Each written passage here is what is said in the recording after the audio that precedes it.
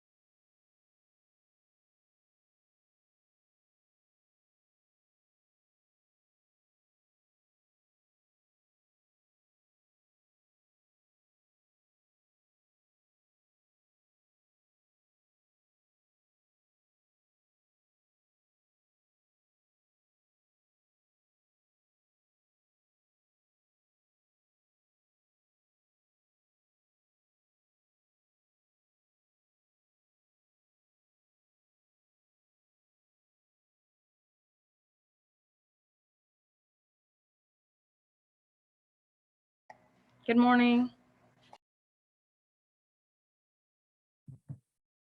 Good morning.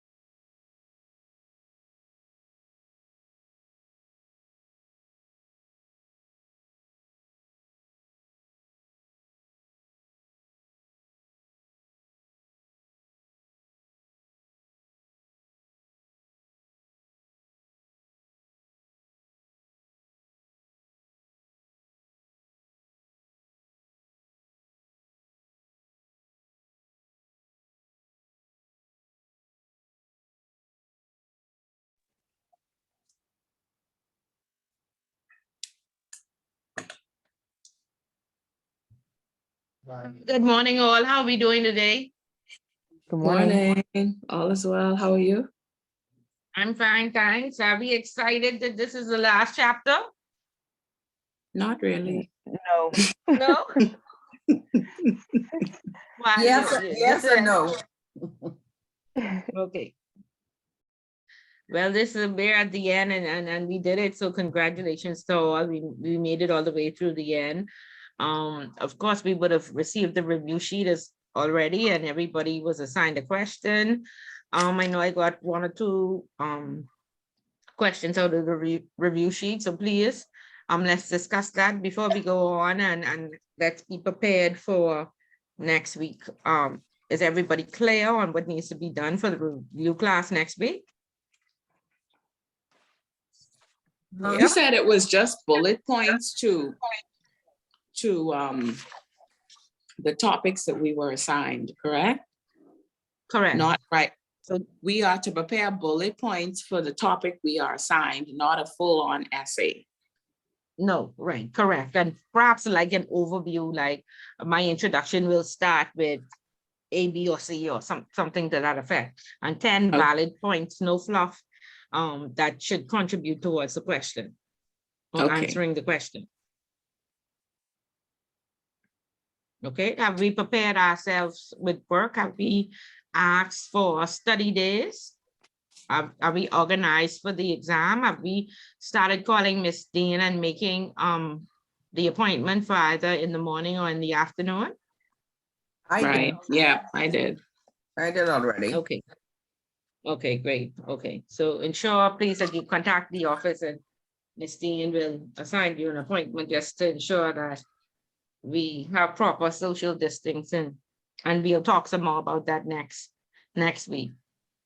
Okay, so I just said we're having a productive week, and it's the final chapter, and so I expect this class to be completely discussion based.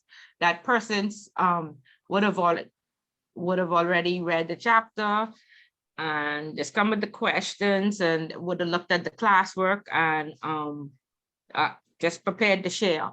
So I think by now, for the most part, the majority of us have read the newspaper and shared and have gained their 5%. But is there anybody that would have read the newspaper this week and wants to share?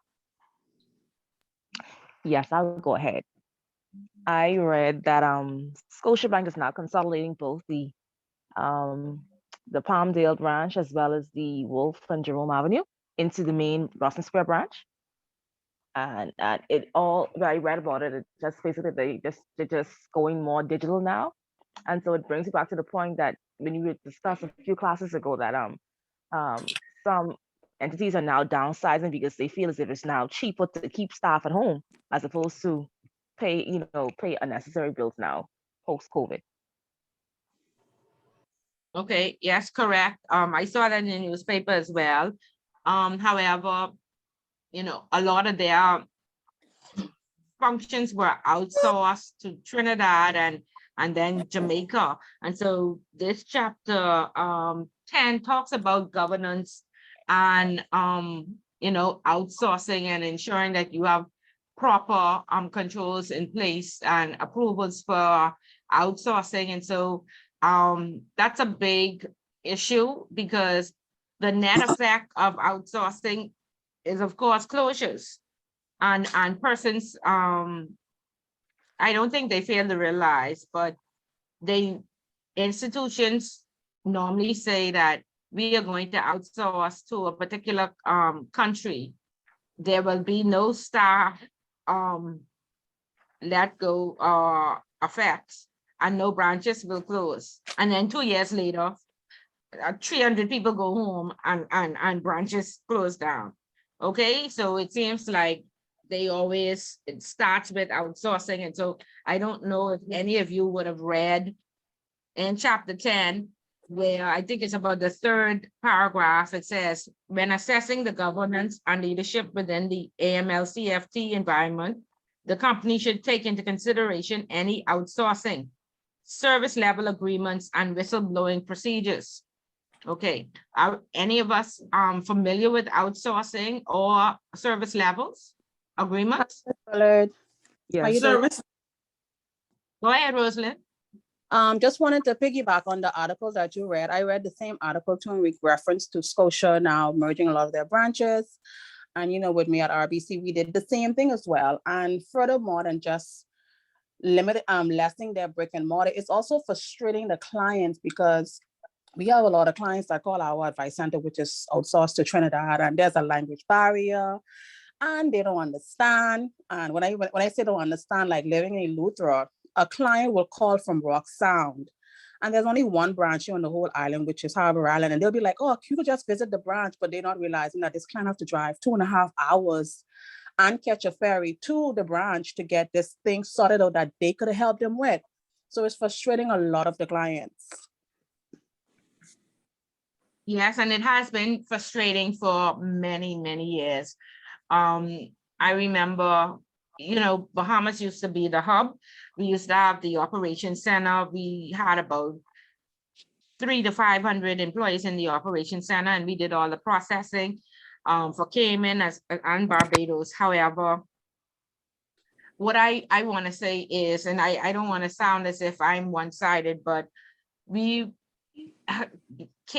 got our managing director from Cayman, right? And all of a sudden, Bahamas was no longer the hub. Everything had to be outsourced to Cayman, okay? And again, the language barrier, the level of mistakes, Yes. understanding is like the educational level was very, very low. And a function was created to just fix all the mistakes that they made. And it seems as if, they kept trying to sell that this was the best idea. We lost a lot of customers. We had a lot of customer complaints, but they were adamant that this was the best way, to go. And so they then said it in the name of, profit and revenue, and it was cheaper to do business and what have you. And so eventually, I think I was perhaps the operation administrator at that time. And I said, okay, it didn't make sense. And we were doing a pretty good job.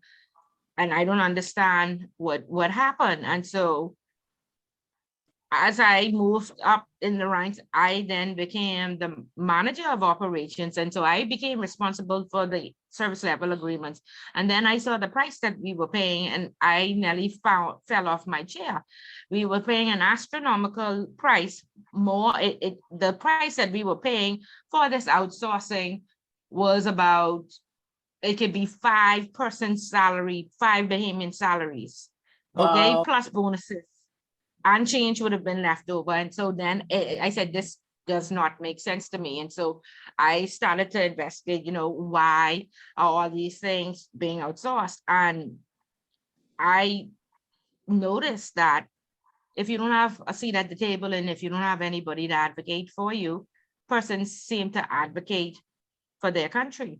And so our managing director was from Cayman. And so, of course, the services he made came in the hub. I saw at Scotia, so the managing director was from Trinidad. And so you saw all of the, outsourcing of Scotia didn't go to Jamaica, went into Trinidad. And so I feel that there was never like Bahamian at the table to advocate and say, no, we can hire Bahamians. We have the educational knowledge and the experience, and we can, we could be the hub, or we could be the operations center. They always say, oh, it's cheaper, but what they pay put so much revenue into Trinidad, put so much revenue into Jamaica. I always say, imagine being away from your company for your country for 10 years. And nobody knows you, and you come back and you try to find a job. It may be a little bit difficult, but if you have sent so many functions and processes to your country, you are now the savior. If you've created an entire hub and operation center, you are now the savior. And so it's kind of like you plan after, your work permits only last for 7 years. After 7 years, you can't get it renewed in Cayman, right? So you have to go back home to your country. So to me, it seems like that's what was happening. And so, I even spoke to the central bankers. The regulators have to approve these outsourcing agreements that Cayman will process our wires, or they will be our back office, or loans will be approved in Jamaica or in any other country. And so I spoke to them and I said, do you know how many jobs you are sending out the country and how many branches will close down if loans are approved in Jamaica, and so they told me, I perhaps need to approach it from like a BAC or an association standpoint to bring it to the regulators and somebody advocate, on behalf. But if we don't have a seat at the table, that's what happens. These managing directors come in, they make the decision, and they automatically say cost, right? And when you look at it, they are in introductory prices to make it look good. When those agreements renew, they are doubled and they are tripled, but at that point, nobody is paying attention, okay, to how much it costs, and looking at it and saying, hey, we don't need to outsource this function. We have qualified behemoths that can do this job. Okay, and so that's in the name of outsourcing. Now, we do, in some cases, like for disaster recovery and backup, and of course, you have to have that off, outside the country. And so I understand, because I know Royal Bank's backup system, and even the fact the whole AS400 is based in the Channel Islands. But when they try to let India answer all of the technological issues for the staff, and for online banking, it was crazy. And now I think Trinidad is doing it, and it's when it isn't artificial intelligence, where as you call and an automated service answers the phone, then it goes into Jamaica or into Trinidad. Okay, and I want to say is, I'm sure we have a qualified receptionist sitting in the Bahamas somewhere that can answer these phones. We Okay, had a and whole, actually we had a give whole proper department. service that needs to happen. Sorry? We had a whole department that dealt with it, and they just decided they're going to close it and merge them with the branch, and then they outsourced everything to Trinidad. And the issue with Trinidad is they have such a high turnover. So when you have someone calling the hotline and they don't know the answer to everything or what they should know the answer to, so they direct the clients incorrectly. So that's more frustration.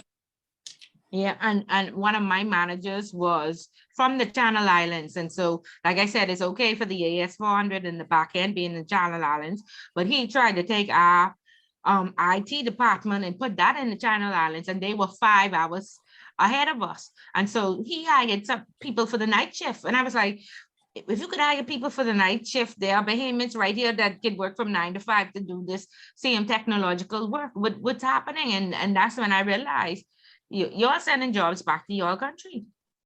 And so again, like I said, we can talk to the cows come home. If you don't have a seat at the table, you don't make the decisions. Okay. And if you look at the persons who have the seat at the table, it's for their country, not for us. Okay. And so let's stop talking and let's some action. Okay. And like I said, the net effect of all of this outsourcing is what is causing these branches to close down and persons to go home. Okay, so we have to be cognizant of that. Is it truly necessary? Go ahead, McDonough. Question on the work permit. When work permits are granted to expats, does the government have a control on, for example, if a work permit is granted for 5 years and the person's supposed to train a behemoth for that role, what procedures they have in place to ensure that the behemoths are trained and the person who was granted the work permit, when their work permit is up, leave the country? Not in McDonald's, absolutely no procedures are in place, and that has been going on for years. And back in the day, there were very smart expats that came in and did share with us and train us. But these last set that been coming in you have to train them, and in fact, it's every 3 years. It's supposed to be renewed, and you are supposed to get an interview before it's renewed, where you confirm who you would have trained and who is the Bahamian that's going to take your place, and then you are supposed to go back to your country. That has never happened. With these work permits have been renewed for 20 and 30 years. In Cayman, this is what happens in Cayman. Cayman has approximately 60,000 citizens, but 30,000 are work permits.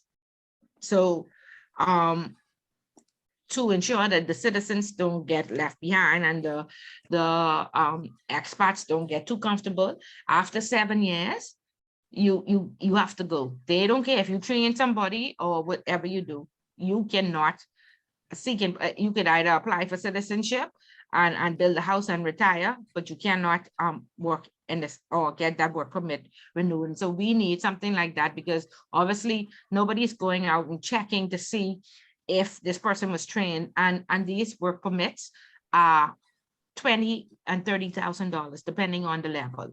And I've seen some persons with very inflated titles, because you have to be at a certain level. And so the government milking them, making a lot of money every year, $20,000 a year we paying for this person work permit, and they have an inflated title. Okay, so that law has never been enforced, or that administrative duty to go out and check to make sure somebody's being, has never happened. So, Ms. Bullard, what would be the risk associated with that? Loss of job for Bahamians. If you are supposed to come in because you are specialized, like let's look at America. America says they have enough US doctors. Unless you trained in stem cell or brain surgery or some specialized area, you cannot get a work permit as a doctor in America. They don't need you. Okay. My next door neighbor is a doctor in America. She got married to an American, and they've been married for 10 years now. And each year she has to get her spousal permit renewed. And she has to come home to do that. She's been married for 10 years. But they will not give her a work permit. They will not give her citizenship or what have you, because they say that they have enough doctors. And if they hire, I guess, international doctors outside of a specialty, that's going to further block up the system for their people. So that's what happens. Yeah, the organization or the government is at fault, or both of them. Both of them supposed to have rules and regulations mapped out to say, okay, this person is here for 3 years after it's done. But like you said, no one checks. So who like, where is it? Nobody is. It's never been enforced. It's never been enforced. And if you go and say this person's been here long in 3 years, you'll probably get fired. Wow. Correct? Yeah, that's true. Especially okay. So that's especially if they're of the other color. Okay, so yeah, that's where we are. Okay, so like I said, we have to be cognizant. We need a outsourcing policy. We need citizens, right? But like I think I said this in another class. Our problem when we talked about taxes is that Canada is calling for citizens, because the more citizens you have, the more tax dollar you make. However, they are collecting between 15 and 30%. We are collecting zero. Not only do we collect zero, we have a immigration problem where we can control the borders, and then we don't tax them. And so therefore the ones that come, they need health care, they need education, they need social service. And so if we're not taxing them, who's paying that? Okay, so like I say, most countries call for citizens because they have a tax regime in place in the country. Your country will never have enough citizens to, help pay the cost of the bills of the country. And so that's why you call for immigrants. But if you don't have the proper tax structure in place, the immigrants come and they drain the country rather than add to it. Okay, so Shante, go ahead. I read something in the newspaper, of course, with us to deal with corrupt civil servants. The auditors, the Office of the Auditors generally was complaining about how a lot of the civil servants in the various departments, like they are resisting handing over all the documents as they are completing their investigation for the 2018-2019 budget, government budget, to see the misuse of the money for each various ministry. He was also complaining, what I don't say complaining, but voicing his concerns on the limited resources like at the um, office, and how they have to liaise with some people in the Ministry of Finance or hire private accounting firms to complete the audit. And how at the end of Why hire if you have a whole auditor general department when the Ministry of Finance should have a whole accountant and audit department? I was trying to figure out which government did this, like which government, because every time the government change, there are auditors who are their friends need to get paid $300,000 or $400,000 to do a forensic. And I can call the name of the person, my good friend. He can make his $400,000 because the PLP can't give him a seat or a position, and so that's how they can give it to him. Okay, you don't have an entire auditor general's office, and you always have to do an independent verification. In fact, obey all the reports from all the money that's been stolen the last time. Okay, stop. Nobody goes to jail. so it If you go doesn't there, just be the like reports one up to the person. roof. Sorry? It isn't like, okay, if you have an auditor's general office, it's one person spearheading, and then you just fill out the various vacancies under that, or does it change like every 5 years? Like each government No, is appoint a I new. think they No, I think they have about 20 or 30 employees that they do these audits, and it's blatant and nothing ever happens. Okay, nothing happens. Okay, the last time the PLP was in, and this is why, the last time the PLP was empowered, $10 million was missing from the Public Hospitals Authority. Where's that report?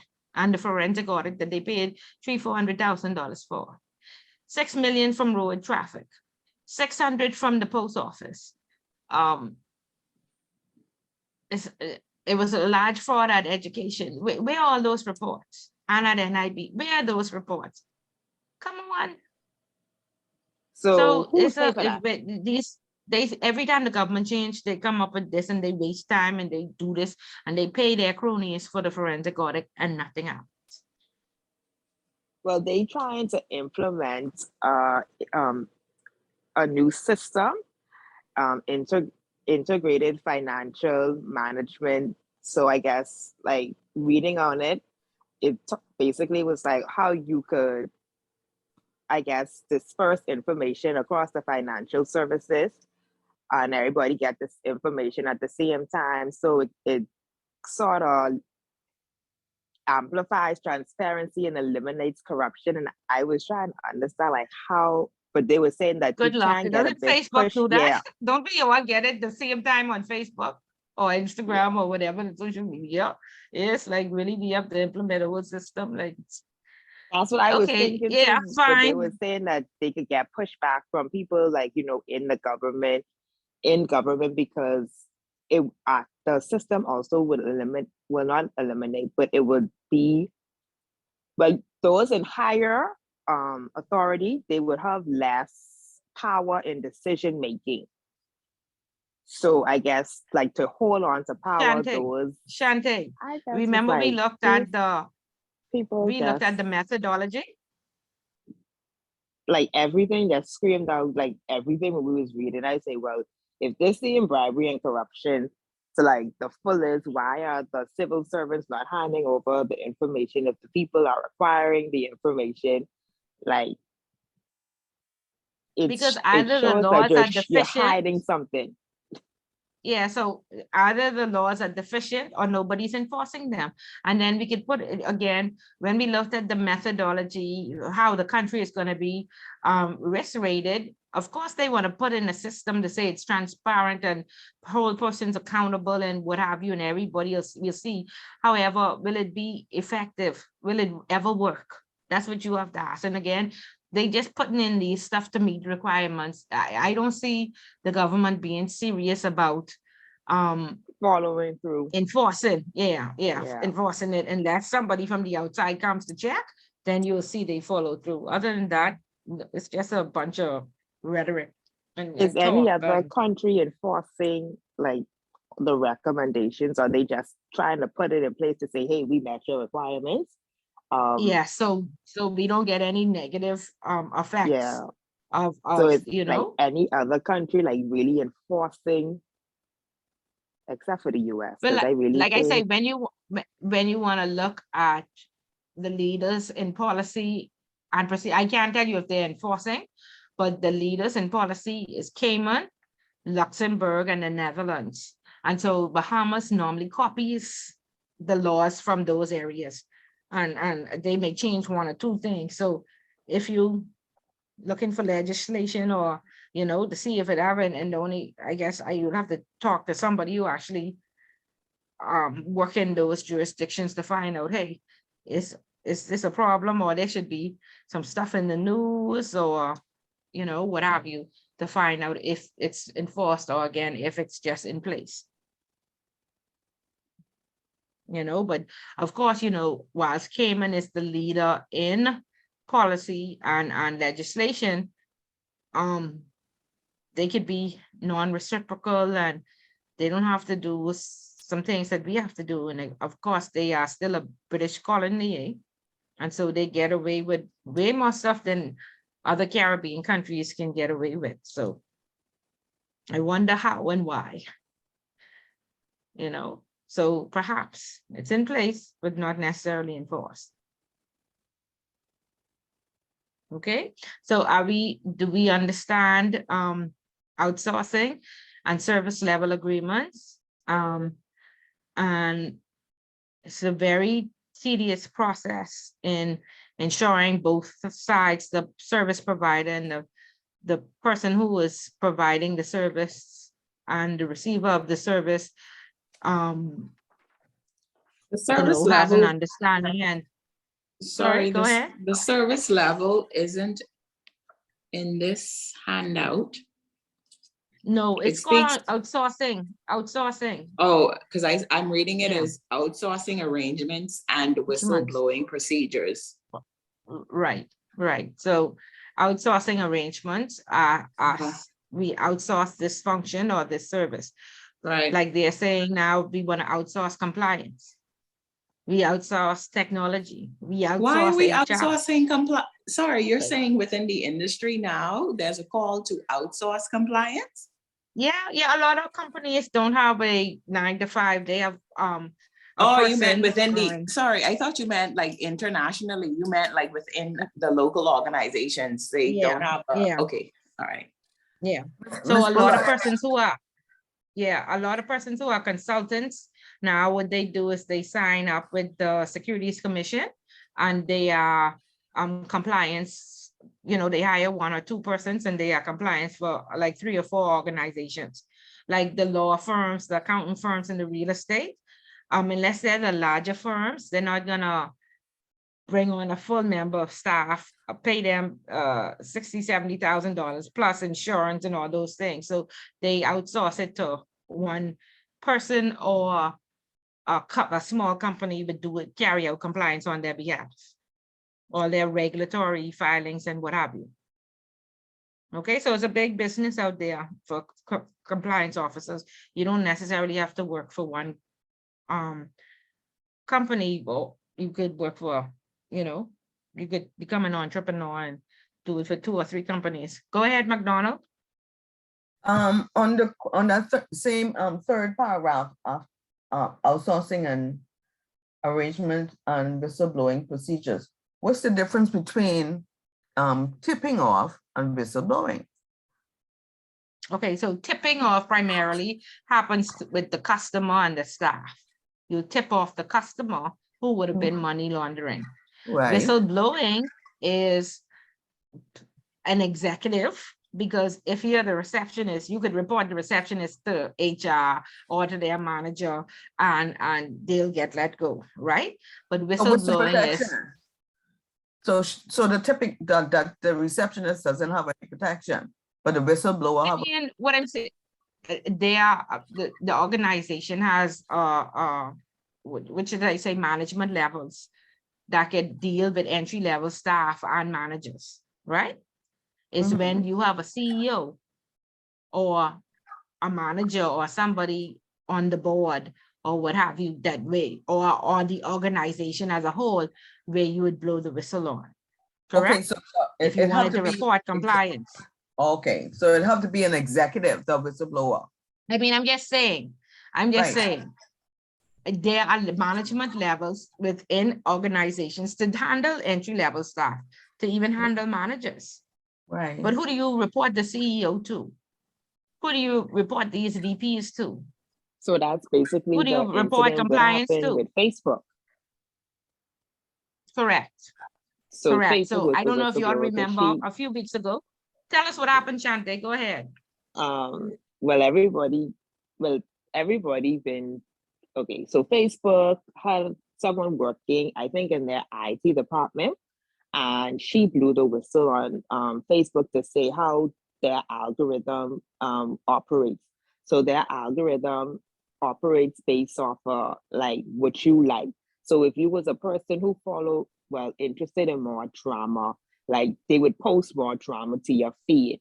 So they were saying that, okay, Facebook not only does positive, but they amplify like the negative, because Facebook was basically trying to say, no, we don't really do that. Like, we don't watch people history and stuff like that. But she was like, no, that's actually what you do. So it was a whole big thing. And that's how come people were assuming that that's why Facebook, Twitter, and WhatsApp gone down since March 103, that one day, because the whistleblower came out around that same time, maybe like a couple of days before. And no, she came out the next day. She threatened them. Everything just gone down.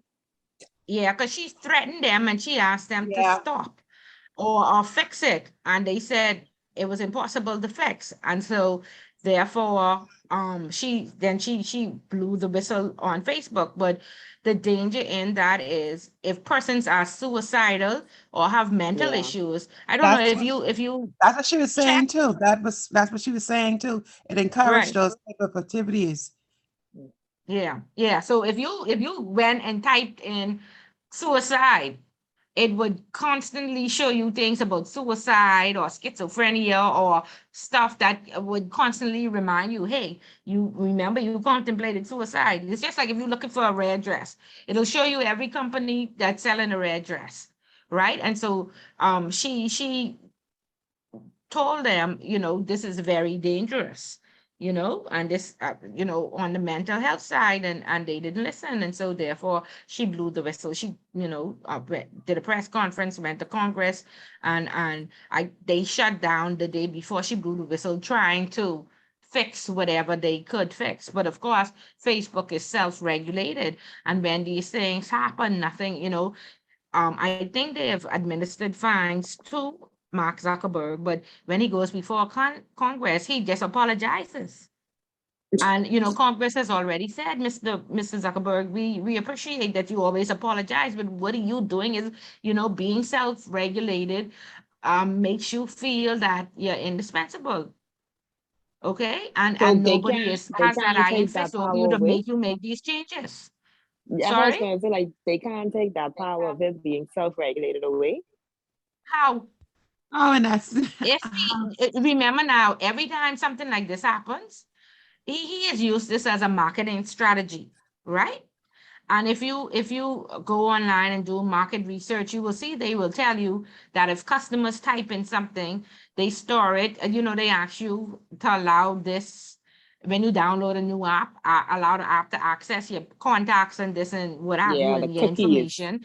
And then it says cookies. So all of that allows them, you know, and they've used this as a marketing strategy to sell the companies. Hey, advertise with Facebook. Every time you know, somebody touches this, your name will come up first. It'll be shown to these million viewers and what have you. And so how do you now change your marketing strategy that has made you so much money? Not only that, you will spend so much money to create a system for this to happen. How do you allow it to happen on the retail end and not happen on the mental issue end? You see what I mean? And so the same creator of this content now has to go and try create another content or pull this whole system down that causes this to happen until they find out a way to fix it. Okay. So, Will it Ms. cost them Bullock, money to fix it? Yes. Do they know how to fix it? Perhaps not. And so that's what they're probably faced with. And so what do? Do you stop making money in the meantime? Go ahead, McDonald. so is he a PAP person, considered a PAP? Zuckerberg, Yeah. politically exposed. Like why would you say he's considered a PAP? I mean, with all, like, with considering all the discussion now with the what's going on with the with Congress? yeah. No, see, Congress is, there's no regulator, there's no central bank to enforce this on him, right? And so Congress has stepped in to say, we can't call the police and lock you up, but you do need to answer because this is a fact. See, they have not figured out a way to control the technological world. Right. They did and place so some holds on him though, because I think yeah, in the beginning, that's how he was trying to buy up like all his competition. So that's how come he has, because Instagram was owned by somebody independently, and so was WhatsApp. And I think at one point he was trying to buy Twitter, and they were like, hold on now, like you can't monopolize all these mainstream, like no. So they put some stipulations in place. I can't remember. I read about it a couple of years ago because I really didn't know he owned all of those things. And just for like one to go down and then everything else goes down because it's owned by one particular person. So I was curious, like even now with Sabas opening up his quote unquote Walmart, Aeropost over here, I was like, I wonder if that can attract some Jeff Bezos or Facebook over here, because he already would have done the groundwork. So if they was to buy him, I'll say, well, okay, you already did the groundwork in the Bahamas and you already set up all like little small things. So we don't really have to come in and do all these bits and pieces. We could just take over from here. So perhaps because that has happened. That has happened in a lot of countries where, you know, I've seen where persons would have bought like how, you know, like how we have Bahama Press on Facebook. So it's very hard to get the Venezuelan news is blocked. And so you actually have to, you know, Trinidad and Tobago sometimes has some of the news, and then if the US doesn't show it, you know, all sorts of stuff go down in Venezuela and you really don't know. And so somebody had created this website, put in the groundwork, you know, to set up how to share the news, you know, to the world, and then they ran out of money. And so somebody came behind and bought it, and like a Jeff Bezos and jacked so much money into it, and they have it up and running. And so, yeah, so a lot of, like you say, they want to own the monopoly. And so if he gets it started, either he will continue on with it or it may become attractive to them, you know, because he would know the ins and out of the Bahamas and our culture and you know, our buying trends and stuff like that. So perhaps. Okay. And he can't really get taxed. That's the question. We moving towards it. So more than likely. And would he, if Jeff or them was to buy it, would they be subject to US taxation? Well, no, this in the Bahamas again, that's why or the Royal Bank and the Scotia and all these places, they have branches all over the world and these tax jurisdictions because it's cheaper to do business in the Bahamas.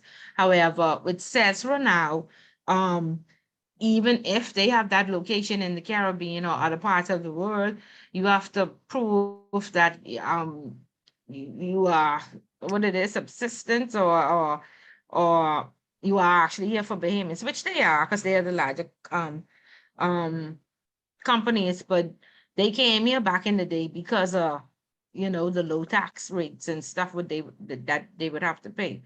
But now, like I say, with CESRA, not CESRA, sorry, CBC, country by country reporting, it'll ask you are the Royal Bank of Canada, does your company make more than $800 million annually combined with all the locations? And if they do make more than 800 million, they are then required to complete another reporting and then they will be taxed based on that. You see, in the past, before this country by country reporting, if you were in this jurisdiction, you were not taxed. But under the country by country reporting, there's a possibility that because the revenue from Bahamas contributes to the revenue, you may have 50 branches around the world. I'm certain Royal and Scotia and the bigger names, they are taxed now under the CBC reporting. And that just came out in 2020. Okay, so it depends on the revenue that your country makes or the institution makes, I mean. Yeah. Okay, so we understand whistleblowing, we understand outsourcing, and as a part of the effective governance and leadership, you should be aware. I mean, it says you should take into consideration outsourcing and whistleblowing procedures when assessing the governance and leadership within your environment. And again, most companies have that policy, and I don't know if you are very familiar or if it's a part of your employee handbook on if you need to blow the whistle, who do you blow the whistle to? It should be the CEO or the compliance officer within your company. And if you need to report them, then of course you go to the regulator. And I'm not certain, like I said, you can go into your organizations. I'm sure the bigger banks have the whistleblowing policy. And again, outsourcing deals with the service level agreements, where the back office or IT or what have you is outsourcing. Again, that is approved by the regulator. And again, they are calculated. There's taxes on those service level agreements because Channel Islands has taxes that have to be paid, or if we have something outsourced in America or Canada, of course they have taxes that have to be paid.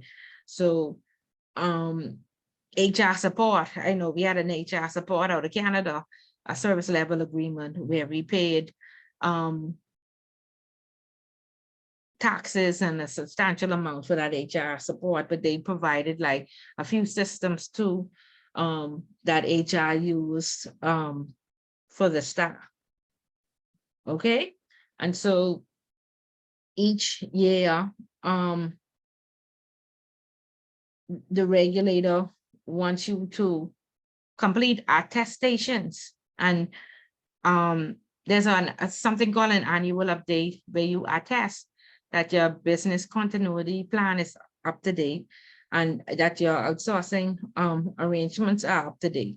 And so annually, the regulator asks for institutions to attest. So how do you attest if you have 7 or 8 service levels agreements? You send a letter to Channel Islands and you ask them to confirm, whoever the relationship manager is in charge of technology, please confirm that you are acting in accordance with our policy. You send one to Trinidad, please confirm that you are acting in accordance with our policy and our agreement in regards to our wiring department or our back office. And once you get all those attestations from the various vendors or service providers, then you attest to your regulator that they are up to date, they are in accordance, they are operating in accordance with the agreement. And again, central bank has a outsourcing policy, and there are 8 requirements that have to be within that agreement. And so it's like confidentiality, audit. You have to ensure that they have a BCP, because if there's a hurricane and if Trinidad is providing your back office and they have a hurricane, you know, hurricane in the Bahamas, but that's your back office, right? So of course they will be shut down. And so there has to be a backup plan if something happens on their island. And so normally that's what central bank looks for, to those 8 requirements in each agreement that is submitted for approval. Okay.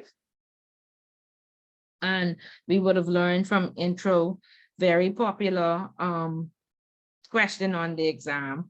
Who is responsible for the AML CFT framework in the organization? And many persons think it's the compliance department. It's not, it's the board of directors. And again, how the board works is they come in quarterly, they have a meeting, but what they do is they outsource their, not outsource, but they delegate their authorities to boards or to senior members of staff. And so, of course, the compliance officer or the head of compliance will give the board a report and update what happened in the country, in the organization for the last 3 months. Finance will give the board a presentation. The CEO will give the board. Credit will provide a presentation, and they would be operating on behalf of the boards with the board's authority, and they give an update that this is what happened in the company within the last 3 months. And even though the board would have delegated that authority to them, they are still ultimately responsible. Okay. And so the book goes on to talk about values and ethics and integrity, and it must come before any framework. And again, those things are taught, I guess, at home. However, you know, if they weren't taught at home, or we didn't pay attention while they were being taught, what ends up happening is systemically or industry-wide, we have a very vicious corporate Bahamas where there's a lack of integrity, a lack of ethics, and persons just doing what's the, you know, what is best in the name of the mighty dollar rather than what is best for the country or for the people. Okay, and so we have to find a way. And I see now in a lot of the compliance books, ethics, there's a whole chapter on ethics and integrity. And I guess we have to, if it wasn't taught at home, we have to try and enforce it and ask persons to act ethically. Each institution normally has a code of conduct or an employee handbook. You know, a lot of them are outdated and don't make sense, and, you know, nobody takes it seriously. But if something happens, you know, we look at the employee handbook.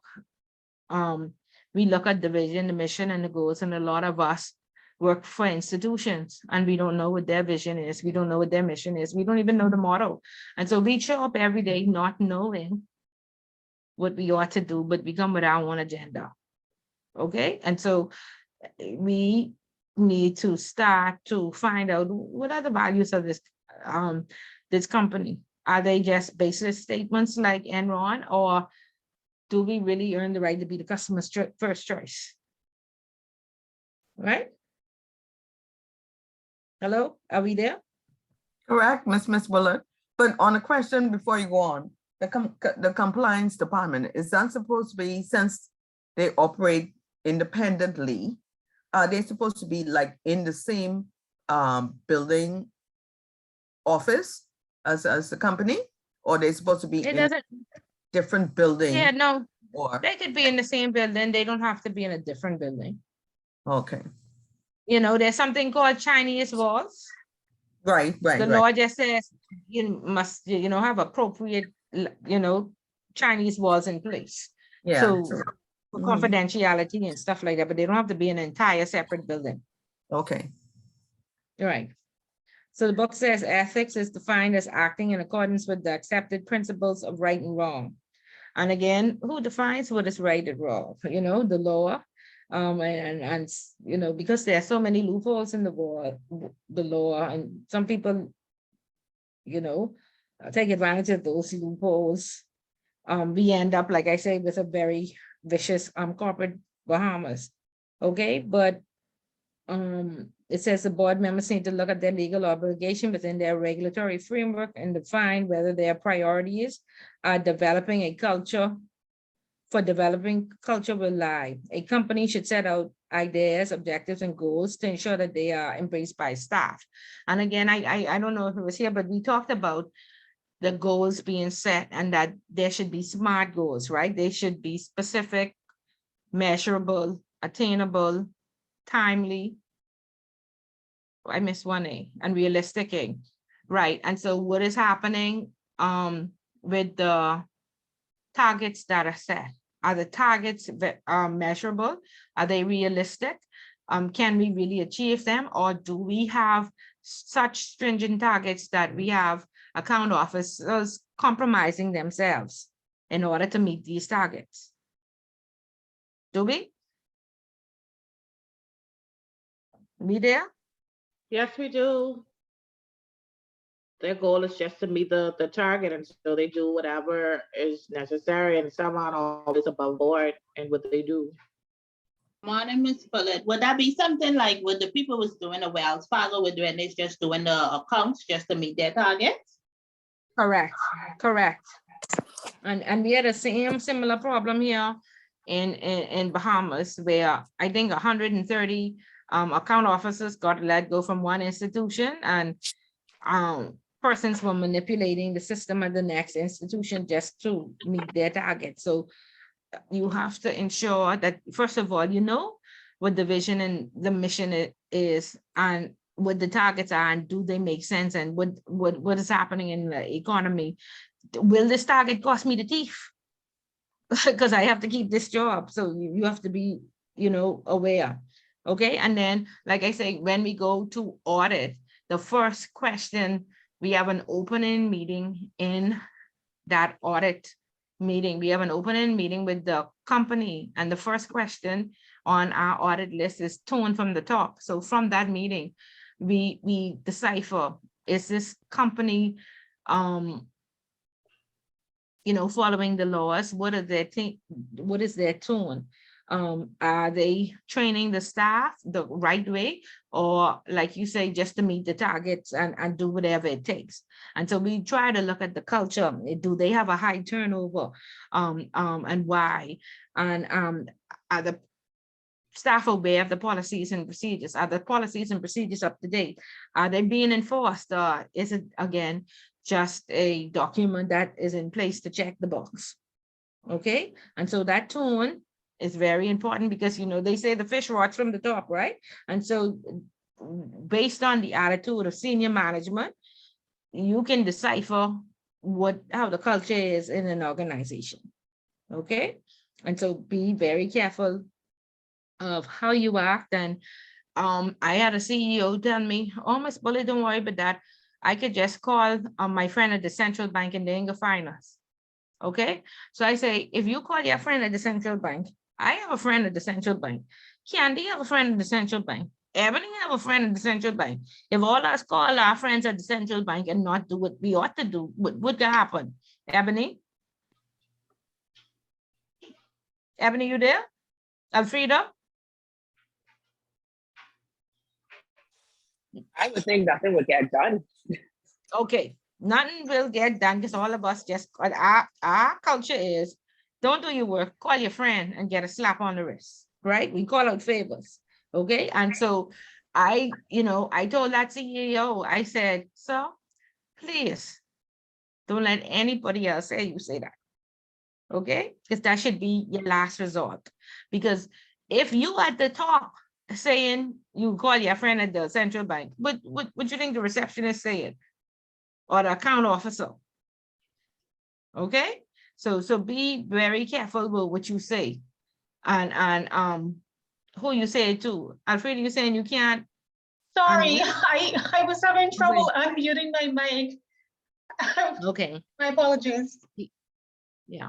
Okay, but we understand, right? If all of us calling our friends at the central bank, would that happen, right? Yep, no work. Yeah, no work. No work. Yeah. No work. And then the company may fail, right? Okay. So you wanna ensure that you train the staff. You know, a lot of us say, oh, that's above my pay grade, or this ain't my job, or, you know, especially when it comes to compliance, but we train and we say that compliance is everybody's business. You want to ensure that, you know, there's awareness training. A lot of times, you know, the policy is so thick, nobody ever reads it. They don't know what the safeguards are. They don't know what the appetite is. You know, a lot of stuff is kept confidential. I don't know why. And, you know, one of the questions we were always asked, do you have the tools required to carry out your job function? And so if you don't have the tools, how are you really operating efficiently, right? So companies must ensure that, you know, the staff have the tools that they need. They have adequate levels of training. They have awareness, you know, of what the risks are associated with their functions. And like I said, when, you know, for the first time in 2019, when they were enforcing and saying, you know, the risk assessment must be done. So the AML risk assessment had to be done in that June. And so of course, compliance completed the AML risk assessment, or you know, compliance along with risk. But then they wanted an enterprise-wide risk assessment completed. And so they wanted to know what were the risks associated with HR? What was the risk associated with finance? What was the risk associated with, you know, credit? And those managers, I am telling you, they were worse than babies. Oh, Ms. Bullitt, you're the compliance officer. Why you want us to do your work? I said, I never work in credit a day, but I must know what the risk is associated. You can't make a suggestion. You can't, what does your policy say? They don't know. When last was the policy updated? 2003. Okay, so we actually had to add this to their job description and tie it to their bonus. And that's how we got them to comply and meet that deadline. Sorry, Talinda, you were saying something? Sorry about that, Ms. Bullitt. No, I need to mute my mic. Sorry. Okay. Yeah. So this is how we got, you know, them to do their jobs. Okay. So be careful. Like I say, it's a very hard once you get into, nobody reads the policy, nobody is aware what the laws say. We don't show up to training. Once you establish that culture, you almost have to fire everybody and start over to bring in new culture. And I'm saying fire everybody at one time, because when you bring in new people with the right attitude, who are aware, then they are ostracized by the persons who are left, who, we do this for 30 years, we know how to do this, you know? So you have to be careful with that. Okay, what type of culture you have established in your institution and how your staff acts. And again, like I say, it comes from the top. Okay, and not only does it come from the top, we have to make each individual accountable and responsible. And when I was at Royal, I started off in internal control, and one of my jobs was I was you know, internal control for the Family Island. So I would have been calling Rosalinda and saying, hi Rosalinda, how your day is today? Tell me what your job description is, and you know, what does your policy state, and what policy do you refer to, and walk me through some steps. And so that was an audit test that we did to our employees to find out, do they really know, you know, she's a central teller. Does she know the functions of the central teller? Does she know the limits? Does she know how often she is to balance? Rosalinda, person still doing that from internal control? Yes, ma'am. Oh, okay, so yeah, so that was my job one time ago. Okay. We call it a force now. You all fall. We call it a force now. So what they'll do, they'll come in, like you say, they'll question them and know when how often they should be balanced, and they do their random checks and stuff like that. Yeah, they still do it. They have to. Okay. Okay, good. Yeah, so that's what Ms. Bullitt used to do. And then we had a form that we completed. And if Rose, we made a determination, does Rosalind know her job? Does she understand the risk? Does she know what the limits are? Does she know the approval levels? And if it was a negative report, of course, we said, okay, we need to see Rosalind's CV, and then we trying to determine when last she been in a class, what degrees does she have? Does she have sufficient education? Does she have sufficient experience to hold the position that she holds? And once or twice we had to say, listen, Rosalind has to go and take the ICA class, or she has to go and take some upgrading, or some persons we did send to school. There was a finance department, we call it. We had to send somebody has to go. Not sufficient CPAs was in the finance department. Either hire a CPA or we give your staff 2 years to complete it. Okay, so make sure that if your company does not do these balances and checks, make sure that you are aware. Can you explain what your function is? Are you doing it in accordance or carrying it out every day in accordance with the policy and procedure? Do you know what policy and procedure is applicable to your department? Okay, so make sure you know how to answer these questions. Okay, if you have a form like the risk rating, do you understand the methodology? Where do you get your source information from? Okay, too long we've been operating and we just don't know. This how McDonald's showed me this 20 years ago. This how they do it.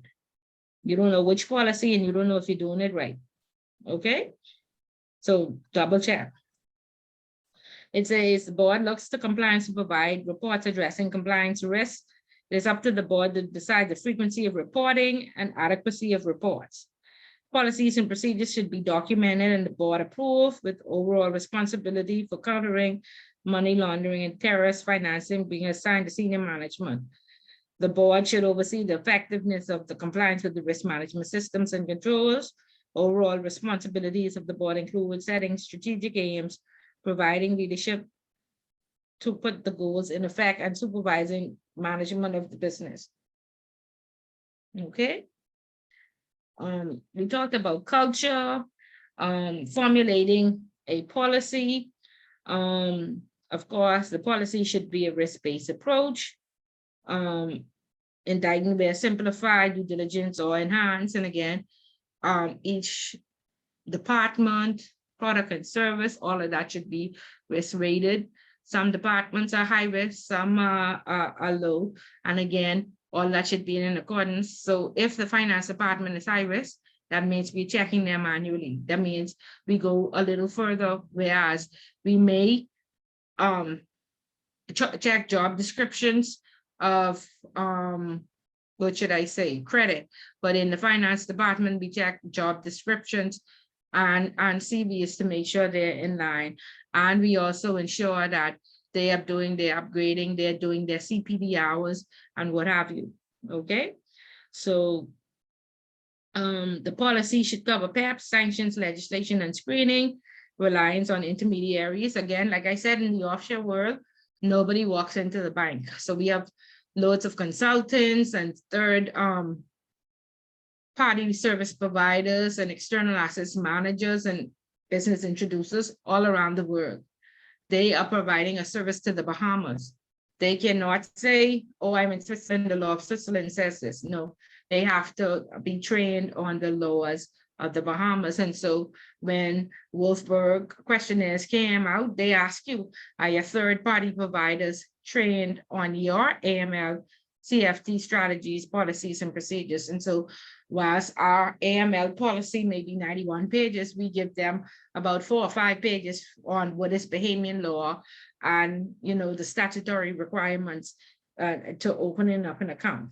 Okay, and so the policy should cover accountabilities and responsibilities from the board, senior management, the compliance officer, audit, employees, and other departments. And of course, we know that under risk, there are 3 lines of defense.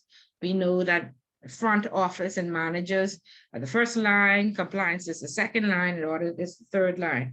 Okay, and like I said, because when we had to meet the deadline of October 22nd, and it was the enterprise-wide risk assessment, we had to add this to their job description, the executive, the VP HR and the VP of finance.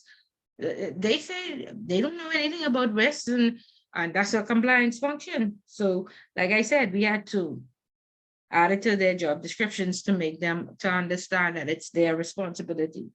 Okay, and they are the experts in their department. So nobody should be writing your policy and procedure. Nobody here, you may need some help, but nobody should be reviewing your policy and procedure if you have the head of finance or VP or HR, you know. And so again, we had to create awareness. And I even had a friend, you know, that I previously worked, I was shutting down their bank, and I told her, you know, the way that you are operating, you're trying to make compliance operational. This is incorrect. And she's like, oh, that's the way we always do. I said, it's incorrect. And now she is at a new organization where the compliance officer said, oh, no, it does not work like this. You open the account, you speak to the client, you vet all the information, and once you sign off on it, then compliance approve. And so she had a very hard time doing that transition because, you know, they had just decided that it was compliance. And so we have to ensure that compliance is not operational. And like I said, I was in a conflict of a month or so ago where I said, I cannot speak to a client, but we need your help. I said, yeah, okay, but I can help you with everything else except speaking to the client. You know, and it's like, let your assistant speak to the client. I said, no, she can't speak to the client either. I said, there are other things that you need help with. We can do some stuff in the background to help your department, but we cannot get involved with the client. You know, and so I said, we have to keep some segregation of duties, okay? And so in institutions, that's a big problem where compliance is wearing so many hats. And the other day I saw an ad in the paper, they wanted somebody to be the compliance officer, legal, risk, and corporate administrator, four hats, okay? And it's a very small business with two to 10 customers, fine.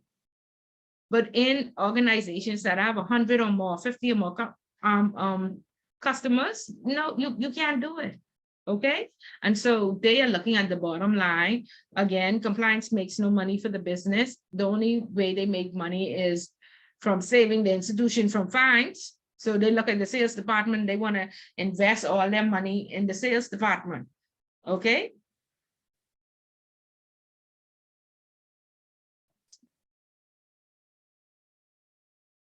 Any questions? Talk back to me, come on. Do we find this happening in our organization where the compliance is not just the compliance officer? And even so, if you have 800 clients or 500 clients, you need an AML person, you need a risk person, then you need a corporate governance person, and you need a regulatory compliance person. So talk back to me. Hello, you all out there? Miss Bullet falling asleep. Yeah, I'm here. Yeah, Just Miss taking Bullet. everything in here. Our company have Hello? that. Those in place.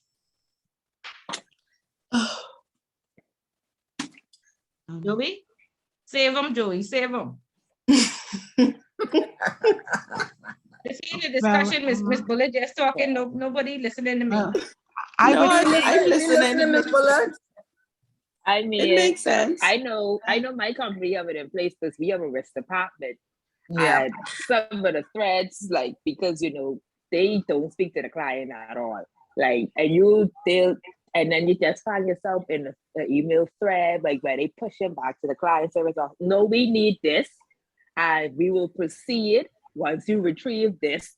Like it don't even be no back and forth. Like this is what they said, this is what they need, that's that. Well, in my department, I would say where I work, our culture is our HR department is everything. Our HR department does everything, compliance, risk, everything. So I don't know. I'm surprised that coming in this class, I learned that you have to separate certain positions and stuff. I don't think HR right now, I'm learning that I don't think they're supposed to be handling certain situations. But the HR department basically does all of that. So Securities Commission will come check? No, because it's government, I don't think so. I honestly don't think so. I don't think so. And remember when we looked at the risk assessment that they sent out, remember they did have government agency on there and the financial services sector. So that you have to be regulated, maybe quasi government type of, you have to be regulated by, who's your regulator, Candy? Securities Commission. Okay, so right, so they will come in and check it, and then perhaps they will want to find out, is it an overwhelming where one person is sufficient, or no, one person is overwhelmed with all these various functions? Well, the board, what I would say, our Chief Justice decided to take away certain positions from certain persons who were doing it and give it to, like he was not pleased the way a certain department was operating. So he just took their duties and rested in the HR department. I don't know until they find someone, but that's what he did. He like stripped the whole department. Okay, I think it's perhaps until they find somebody. Yeah. Hopefully. Yeah. Because one time we went into one of these very big companies, and like I said, we went to audit them, and they was like, get this from Miss Bullet, get that from Miss Bullet, and we said, wait, is Miss Bullet the coordinator of the audit? And it's like, no, that's a function. And I say, well, 5 of these is a function, and we stopped the audit. They had to hire 3 people, just because that person was so overwhelmed, she wouldn't have been able to be effective. So, her job was in the compliance department. It was too risky, that she wore too many hats, and there was no way possible that she could, humanly possible to man all those different functions. Okay, so you want to be very careful when you get into these, when you go on these interviews. You need to ask, how many clients? Are they predominantly high, medium, or low? How many, how is it structured? Is there, how many persons in the department do you plan to expand? Okay, these questions are very important. Go ahead, Alfredo. Hi, yeah, I just wanted to make a comment. I know sometime back I used to work at one of the credit unions, and at the time this was when they were just starting to be regulated by central banks. So a lot of the things that we're talking about in this class, like they were just basically, I guess, feeling their way through everything. Because especially with the compliance department, I always thought the compliance department was supposed to be a part of, the operational team, just overseeing the processes and reviews, not knowing that they were an independent function. I always thought that was more or less the internal auditor's position, to be independent. And even at that time, like the internal audit department was really understaffed because it was just one person for like such a large organization. And that was always like a sticking point. So yeah, I think now they've tightened up on a lot of those issues in terms of tightening up their compliance function and making sure that, both departments are properly staffed because, like you said, when the regulators come in and they look at the qualifications, one of the things that had to be done was, you had a whole slew of people having to go back to school to become qualified, both departments. But yeah.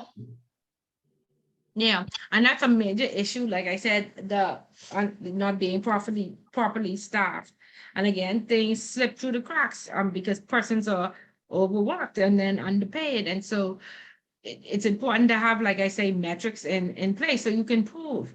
Listen, there are 800 clients. There's only 2 of us. We can, even if we have 12-hour days, this is so you have to advocate. And you have to put some statistics together so they can see it on paper that you have been saying, excuse me, we are severely understaffed, and like I say, it's because compliance doesn't make any money. If you don't advocate and fight, they'll have 1 person in compliance with 1,000 customers. Okay, so you have to be very, very careful about that. All right. Again, like I said, in formulating the policy, whomever is your regulator, you look at their table of contents and whatever functions or services that you offer that's in the regulator's table of contents, then you put into yours.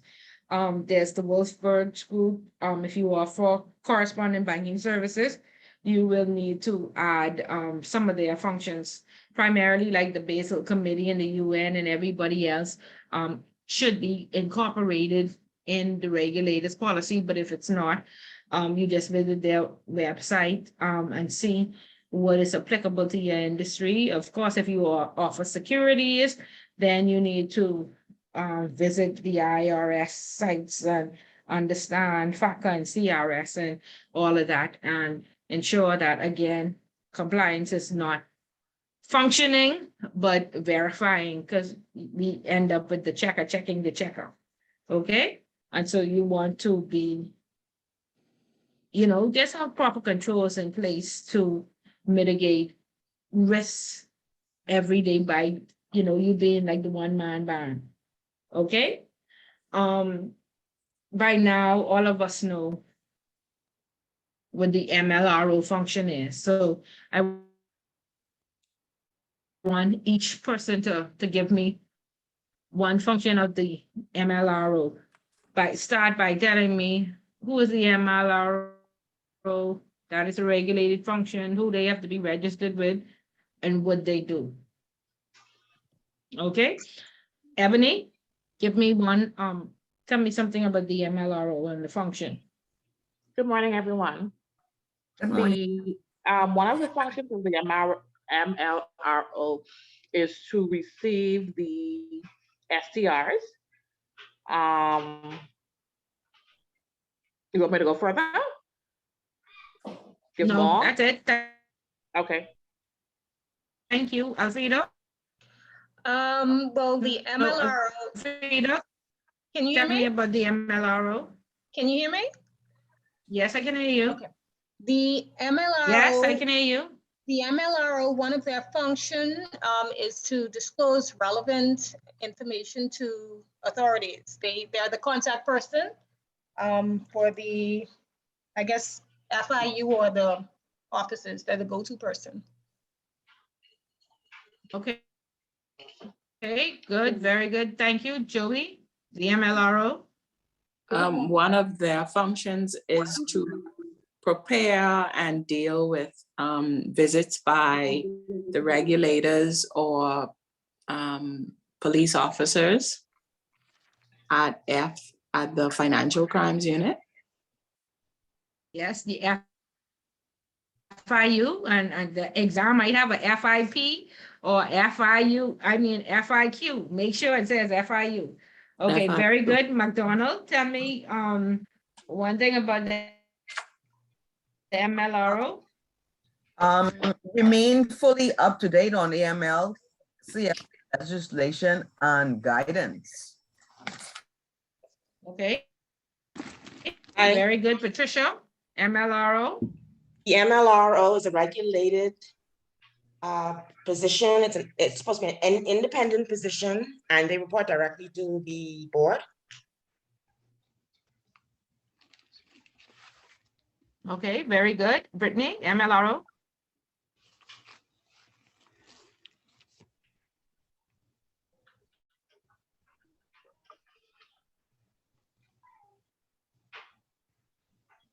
Brittany? No? She Shante, typed hers MLRO? inside the chat. The MLRO, they filed internal disclosures, but Brittany responded in the chat. The MLRO evaluates. Okay, great. Thank you, Brittany. MLRO evaluates suspicious transactions. And internal disclosures, tell us what an internal disclosure is, Shante. An internal disclosure can be anything. I would say, because I remember this from the first course. I would say the internal disclosure would be anything that almost like, I would not tip it off, but whistleblowing. But any suspicious activity within the company. Okay, and okay, that could be an internal disclosure, but the internal disclosure I know is like for staff, like if I'm the director on my church board, should my church account be assigned to me? So staff are to disclose all their directorships or their associations, particularly with any accounts that are on the books, just to make sure that there's no conflicts of interest. So basically, if you work at a bank and you know someone personally who may have an account at that bank, you should disclose that. No, it's for organizations, for the church board or Toastmasters, any association or any company or account PEPs, that director, like, yeah, you should not be the account officer. Oh, or you should not be approving anything across that account. Of okay. course, you know this your church. You say, people even say, Ms. Bullet, of course, we can't go to church Sunday. I can't tell Father I approve his loan. Right? Okay, I understand. Yeah. Yeah. Ms. Okay, Bullet, good. Yes. I have a question regarding that, right? In the financial institutions, there's lending. And there are times when for instance, I gave Ms. Bullet a loan. I am no longer with the bank. So Ms. Bullet's loan was transferred to Shante. Okay, so Shante is not managing it. However, Shante has there's siblings or there's some family members in that. Should your account be under Shante, your loan account? No, it shouldn't. Okay, she should have said that it's my family member or I'm on this board, or normally they don't ask for family, they ask about directorship. But just so there are no conflicts, you should say, you can't assign that one to me because that's my family member. But even, okay, she didn't say, Shante didn't say, but then someone else raises it and brings it to the head's attention that this person is actually Shante's sister. So, but still nothing, they say they're gonna move it, but nothing is done. Okay, you just have to wait until they move it, because they see, Ebony, what I realize is once you report something to management, you let it go, because they will only frustrate you. You know what I mean? Okay. And so it's been reported, they are aware, it's no longer your issue. It's on them now. It's up to audit and them if anything goes down. It's not right, it's a conflict. And so therefore you've done your part by creating the awareness. If they never move it, that's on them. So some of these things have to let go. It was brought to their attention, but my concern is for the lender, because I'm wondering why are they going to be watching you now to see what it is you're going to be doing with this account? Like, that's a concern. Well, but anyway, if it's on them, and then you know, I'm sure compliance is aware, and compliance should be pushing for it to be moved. And if they're not, then unless it's something you need to blow the whistle on, then just mind your business. You know, you That's could do, not but doing. I once you mind my would have business. reported it, It's been yeah, way. once I reported to I leave it alone. I report it to management and I move on, because they usually I like get to do things in frustrated. writing. Yeah. Yeah, and it's in writing, and you could pull out your evidence and say, well, I sent this and I sent the follow-up and nothing, you know. Okay. I'm certain that you'll, well, it's in writing. Yeah. Okay. Yeah. Just curious. Yeah. Demerit, Decreaser, tell me one thing about the MLRO. The MLRO, I think someone said they are supposed to be in constant communication with the regulators to make sure that they're adherent to all the rules, right? Yeah, not necessarily the MLRO, but the compliance officer should be, you know, in communicate, like the liaison person on behalf of the company with the regulator. So it isn't like everybody going out to the regulator. Most things are centralized. So if the CEO has something to send to the regulator, they send it to compliance for review, and then compliance sends it on. Right. I mean, they'd be know? like the middle person, so to speak, then, Yeah, then between the liaison company and the person. regulators. Yes, yes. And like that's if the compliance officer is specifically, which more than likely is the MLRO. Okay, Talinda. Is Talinda there? No. Jasmine, Yes, are you there? yes, I am here. I'm here. I was trying to unmute. Yes, I'm here. Okay. So Talinda will go first. The compliance officers are appointed by the board. They report directly to the board, and they act without influence from senior management. Okay. Yeah, so they are supposed to be independent.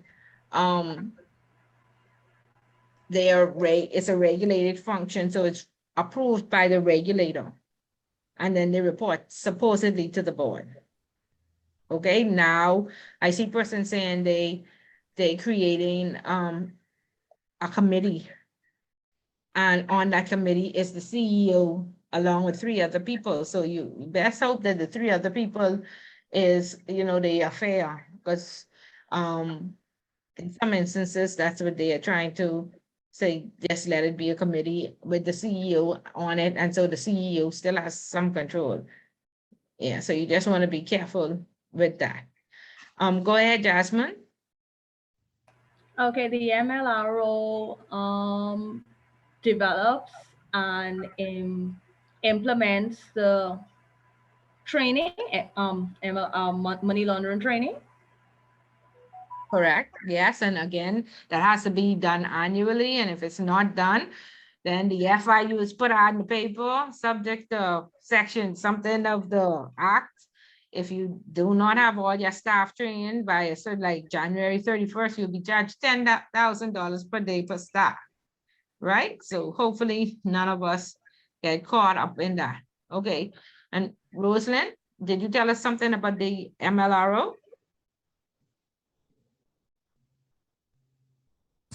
Hello? You can hear me, Ms. Ballard? Tell us something about the MLRO. The MLRO receives STRs and analyzes them, and then assign or identify someone in the law enforcement who they can send it to for further investigation.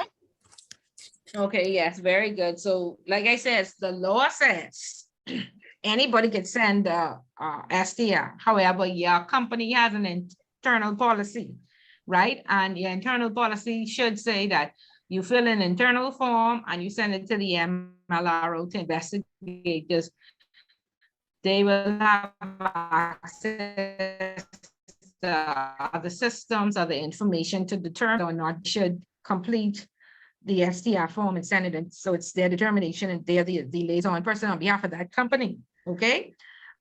Again, the MLRO function is the regulated function, and compliance does not need to be approved. It's the MLRO function that needs to be approved. Most companies cannot get their business license without the MLRO on staff, okay, which is normally the compliance officer. So when you apply to the regulators for approval, they like to be politically correct. If you say, this is my MLRO and compliance officer, Ms. Bullet, is right back that we are only approving the MLRO, not the compliance function. Okay, so just so you'd understand that it's the MLRO that's attached to the compliance function that is approved. And so, like I said, again, these persons or these institutions that do not want to the MLRO and the compliance function to be independent, they say you are reporting to us, the CEO for compliance and the MLRO to the board for the MLRO. But you know, the regulators have been coming back and saying, no, you can't split it like that. There will still be intimidation and, you know, threats or we don't want her to be intimidated in any way. So no, that full function. But like I said, persons are trying to be savvy, and some people just write out, they don't listen. Some of these CEOs, they don't listen to what you say. So again, report it to one up and walk away, because you'll forever be in conflict with persons. Okay, so the question of the day is back to integrity and honesty and ethics. You know, if persons were not taught this at home, then what do we do?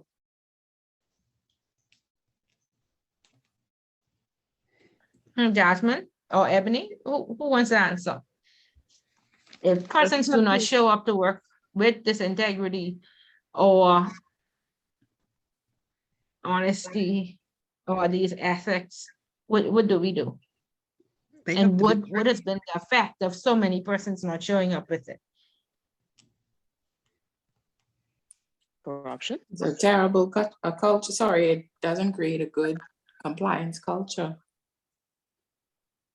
Correct. Correct. And it's now become systemic, right? Mm-hmm. Because everybody is just after the money. And so unscrupulous goals rather than smart goals. And everybody thinking that they could just call their friend, the call out of favor, and avoiding them from doing their work. Mm-hmm. Correct. And from that, persons don't realize. I had an institution that I audited with 15, they had 700 clients and they had 15,000 deficiencies. Whereas across each account, you probably had the account opening package with 50 attachments. And out of that, they had 15,000 deficiencies.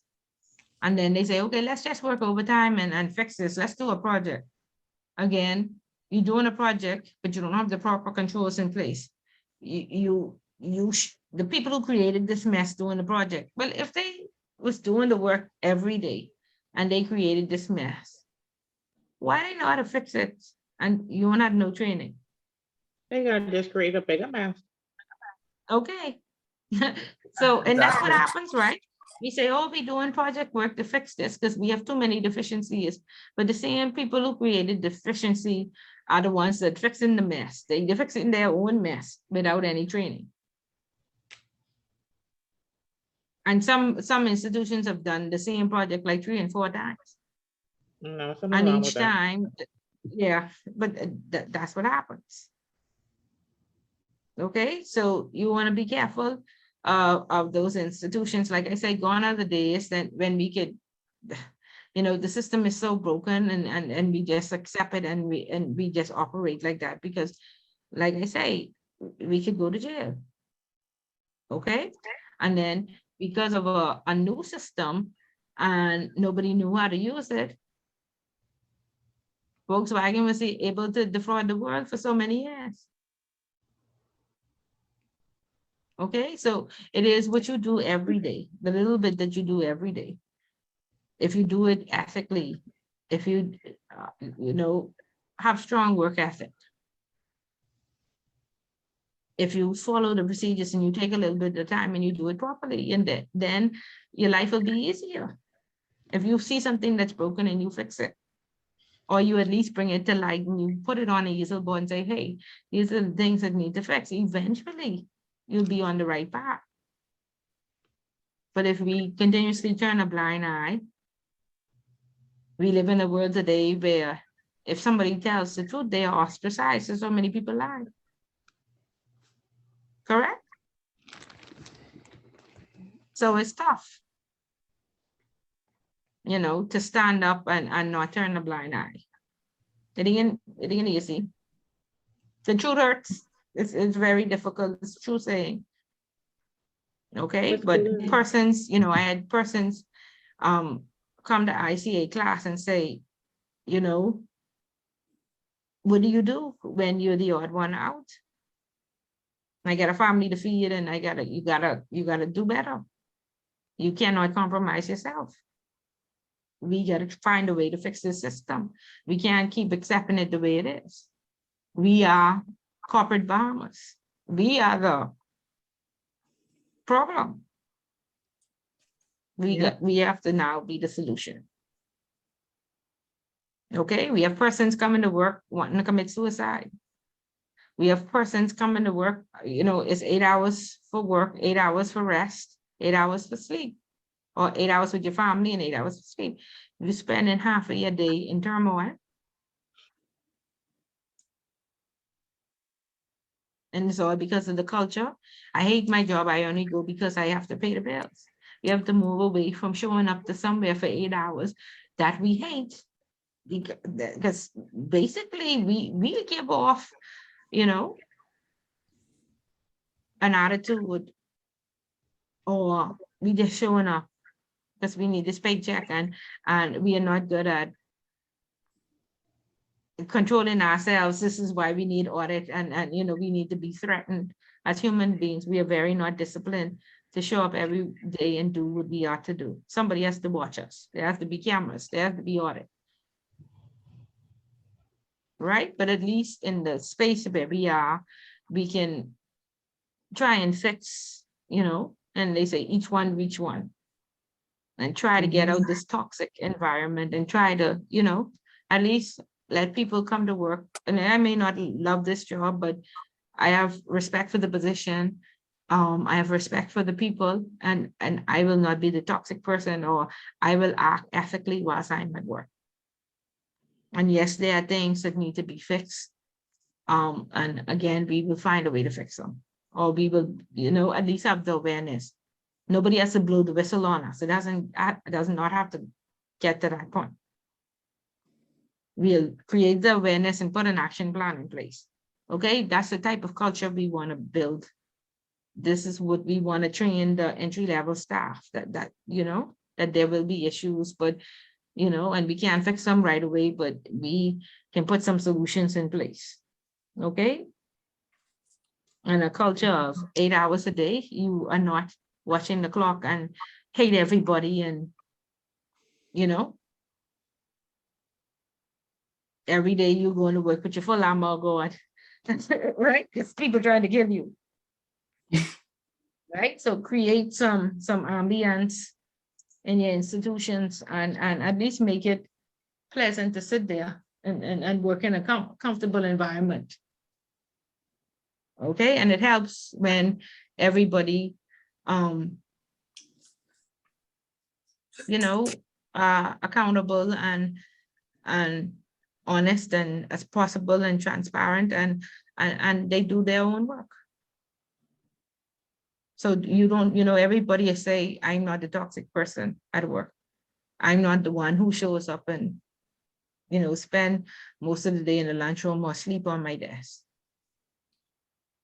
I give quality time when I reach to work.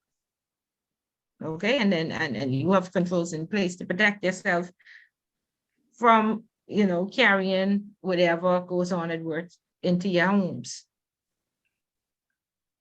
Okay, so try to work on that effectiveness for that 8 hours a day, because corporate Bahamas, like I say, some people have become suicidal because of that. And some people have lost their mind over the environment and that they, or having mental issues over the ambience and the environment that they walk into every day. So it's all of us. Okay, so make sure the culture, everybody works on the culture and has the awareness of what their contribution should be, and just be kind.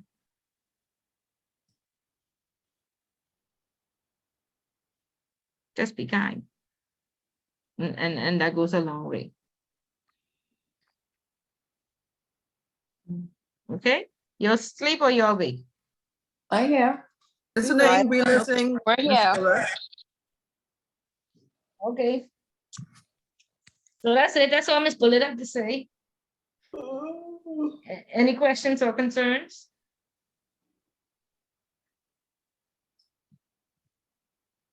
No? So Ms. Okay, B, I have, well, oh, sorry. go ahead. Oh, I just wanted to know, just to clear it up a bit, is it mandatory for a entity to have an MLRO? Or I understand you said it's mandatory for a company to have a compliance officer, but is it mandatory for MLRO as well? No. You said it's a mandatory for who? It's mandatory for compliance, right? For compliance. No, officer, MLRO. It's the MLRO. I mean, but again, that MLRO acts as the compliance officer. So I don't know why they try to distinguish it or separate it, but normally it's the same person. So an entity doesn't need a compliance officer, basically. Well, the compliance officer normally is the MLRO. Yeah, but yeah, so yeah, the approval is on the MLRO. I asked because I'm trying to figure out when you have entities that have both, like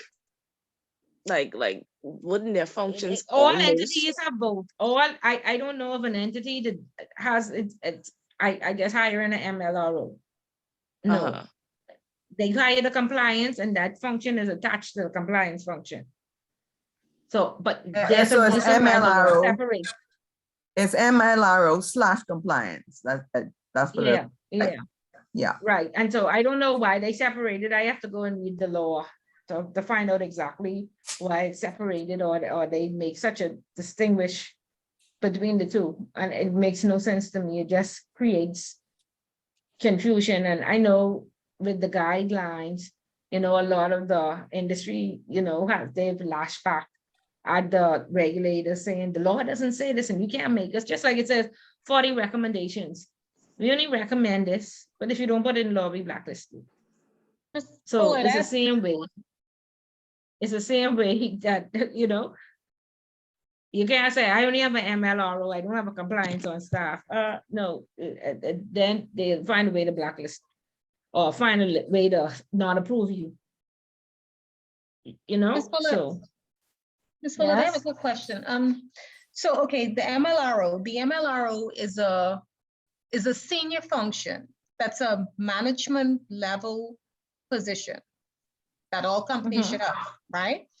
So in the event, let's say an institution fires they don't call them an MLRO, they say that they're a compliance officer, but by law, they're required to have that senior person on staff.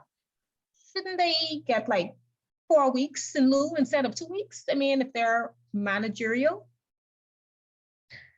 No, nobody. I mean, every time I've been the compliance officer, they tell me I have to give them 3 months notice, or they have to pay me 3 months salary if they let me go. And right, so there are forms that you have to fill out. You have to resign as any regulated function, you have to resign, or you have to advise the regulator that you no longer hold that position, and they have an exit interview with you. Right. Whether you're fired or not. So, institutions, I don't know of a time frame, but they normally try, if they could let you go, they put the ad on the paper and try to look for somebody to have in place, because the regulator would be asking, Well, what once you happened? resign, Yeah, who's the replacement? yeah, I was just curious about that. Yeah, yeah. Once they receive that resignation, they expect to have, and each, before you leave, you should put that in, to let them know that you would have resigned. The Securities Commission have a form, central bank, just have a letter that you send in. Okay, Yeah. all right, thank you.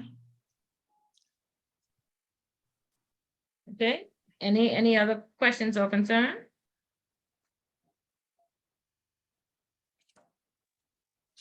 Miss Blue, you don't want to do another class? I know on what though. Just another class. We doing review. We having review, Yeah, so there's I no know class that part, on but I mean, 2 review Wednesday. classes or something. I don't know. Ebony, stop being overwhelmed. You could do well, and you got sufficient information. So don't be a worrywart. You can do this. You know that.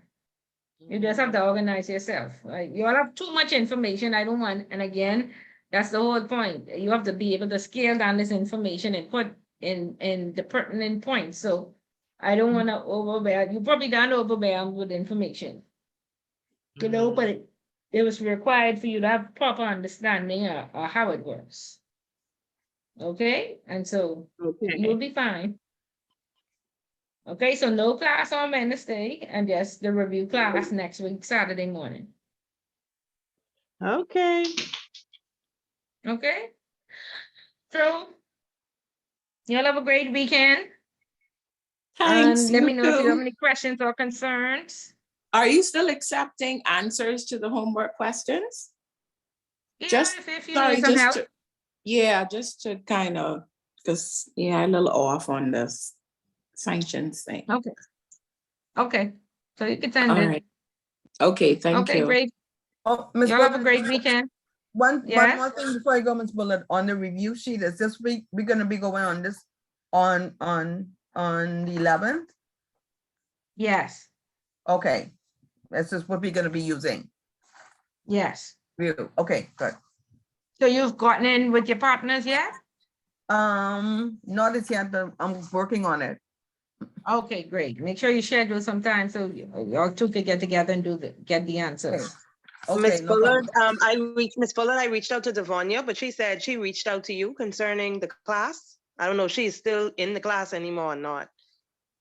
But she said she spoke to you, Ramsey. No, she hasn't. Oh, well, I guess I'll just do it by myself. It's just risk about the risk and stuff, so I think I can handle that. But she said she spoke to you already, and she said she was going to remind you. I spoke to her yesterday. Okay, I'll look through my emails. I don't remember. Yeah, but I know she wasn't in the class, like she said, for the last 3 or 4 classes. So I don't know. She probably dropped out. Yeah. Oh, okay. Okay. So good that you can handle it. Thank you. Okay, anything else? Anything you should be prepared for before the exam? Sorry? Anything we should be prepared for before the exam? No, I mean, we'll cover everything in the review. So you'll be fine. Okay, thank you. Okay. Okay, Miss Bullitt. So Miss Bullitt, go enjoy your weekend, Miss Bullitt. I Thank could hear you. you ready Thank to you. go. And I don't blame you, Miss Bullitt. I hear you. I could hear you ready to go, and I blame you. If y'all want to stay and y'all have more to say, then we'll say more. But if not, then y'all go enjoy your weekend. So she can have Miss relax Bullitt too. ready to go. Miss Bullitt, you went, The Miss next 2 Bullitt, weeks you can went be swimming tough. today? No, it's too cold. It's too cold. Oh, okay. So you won't see me rolling over in the sand. It's too cold. Have a good weekend, everyone. Have a good Okay, weekend. Y'all too. Bye. Relax and don't study too hard.